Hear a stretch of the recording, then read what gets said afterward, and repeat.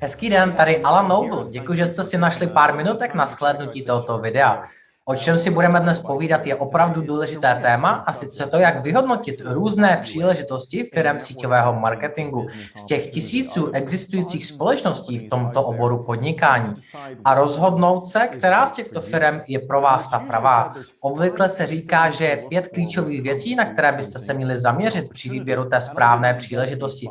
Těchto 5 věcí jsem nevymyslel já, mluví se o těchto 5 věcech již po několik desetiletí a já chci jen k těmto 5 ukazatelům vás nasměrovat, abyste i vy viděli, na jaké ukazatele se zaměřit. Samozřejmě, že budu trochu zaujatý a budu propagovat společnost ASIA. Začal jsem podnikat se společností ASIA před 11,5 lety a myslím, že každé tričko, které nosí, má nápis ASIA. A jsem velmi hrdý na to, co je ASIA a v jaké pozici ASIA dnes je. Takže možná lepší popis tohoto videa je, proč právě ASIA. Protože u ASIA můžeme odkliknout všech těch 5 klíčových políček. Když jsem začal přemýšlet o natočení tohoto videa, uvědomil jsem si, že neexistuje způsob, jak mohou toto vše popsat do detailu v jednom videu. Takže to rozdělím do několika videí a dnes se s vámi podělím a budu sdílet jen takový stručný přehled těch 5 věcí, 5 faktorů, na které byste měli dávat pozor a které byste měli mít na mysli.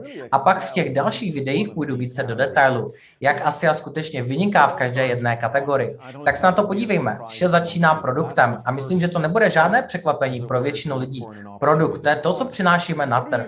Má ten produkt nějakou skutečnou hodnotu na trhu a je to opravdu důležité, protože bohužel existují společnosti, které se budou tvářit jako společnosti síťového marketingu a přitom pravdou je, že jsou tak trochu nelegitimní. Nemají originální produkt, jsou tak trochu hrou o peníze ve smyslu pyramid nebo letadla. Produkt je pouze na zakrytí toho faktu, že je to celé nelegitimní. A jeden z nejrychlejších způsobů, jak rozpoznat, zda je něco pyramidová hra o peníze nebo je to legitimní společnost síťového marketingu, je ten produkt. Přináší firma na trh produkt nebo službu, které mají skutečnou hodnotu. Položme si otázku, používal byste tento produkt nebo službu, pokud by s tím nebyla spjata žádná finanční příležitost?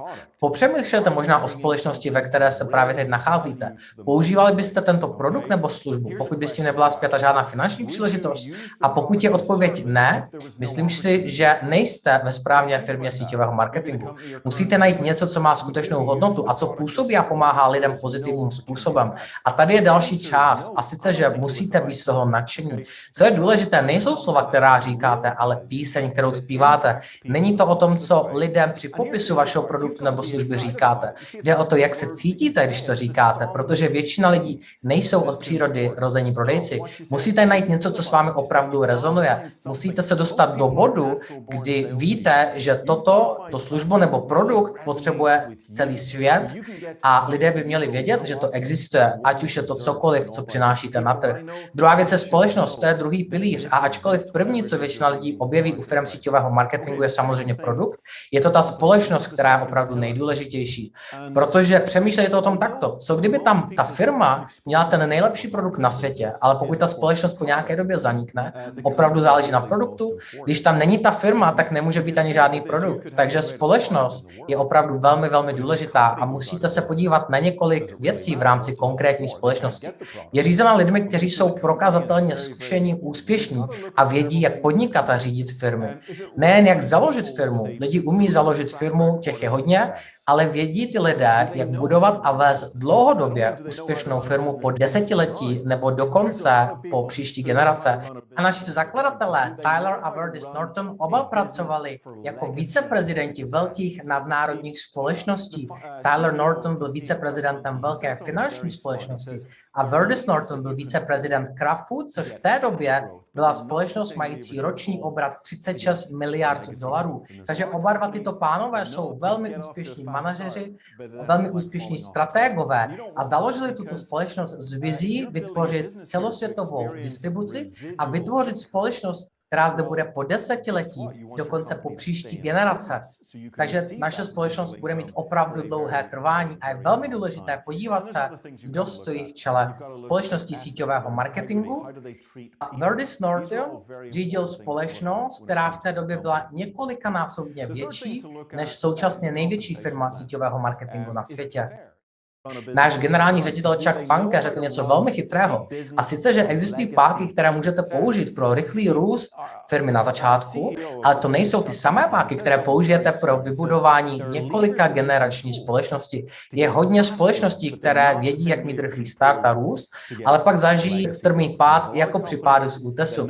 A to opravdu nechcete, protože pokud s takovou firmou budujete své podnikání, chcete mít pasivní reziduální příjem. Vy přece chcete, aby vaše společnost zůstala v podnikání na hodně dlouhou dobu, takže můžete mít reziduální příjem na velmi dlouho i po příští generaci. A jsou to právě věci, na které se musíte podívat. Na firemní etiku, jejich integritu, jak zachází s lidmi. To jsou všechno velmi důležité věci, na které potřeba se podívat při výběru té správné společnosti. Třetí věc, na kterou se podívat, je kompenzační nebo marketingový plán.